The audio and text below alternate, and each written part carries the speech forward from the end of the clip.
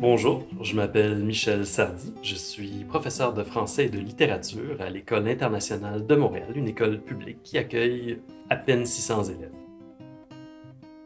L'an dernier, mes élèves de 5e secondaire ont été particulièrement sensibilisés au caractère vivant d'une langue, le français en l'occurrence, quand cette langue évolue et se transforme naturellement pour qu'elle continue d'être parlée.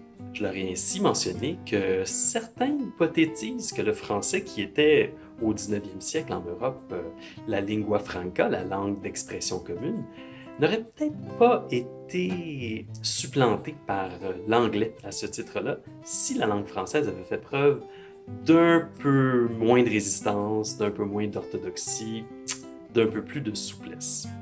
J'ai donc soumis à mes élèves que l'idée de donner plus de liberté à ceux qui s'expriment en français pouvait faire en sorte qu'on ait une plus grande envie de l'utiliser. Mes élèves ont peu à peu compris que la langue tire aussi sa force de toute la richesse possible de son lexique pour rendre compte de notre expérience humaine qui est toujours en mutation d'ailleurs. Ces élèves ont ainsi saisi qu'il faut donner beaucoup de liberté à la langue, mais qu'il faut aussi se permettre de jouer avec elle pour la nourrir avec amour, un peu comme on le ferait avec tout ce qu'on veut voir s'épanouir.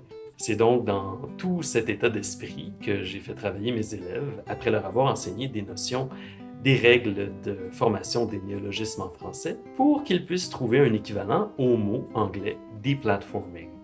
En petites équipes, puis en grands groupes en classe, ils ont créé par dérivation le néologisme sociomuselage,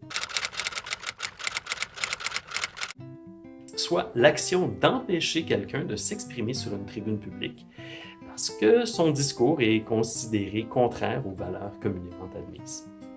On comprend mieux a posteriori la nécessité de ce mot, puisqu'il a été créé en mars dernier, quand on constate que ce concept est de plus en plus présent, notamment relativement récemment, lorsque le réseau Twitter a suspendu le compte de Donald Trump, donc l'a socio-muselé.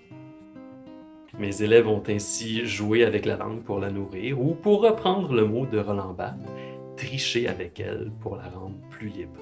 Pour un prof de français, difficile d'imaginer un plus beau cadeau. Da, da, da, da, da, da, da, da, da, da, da, da.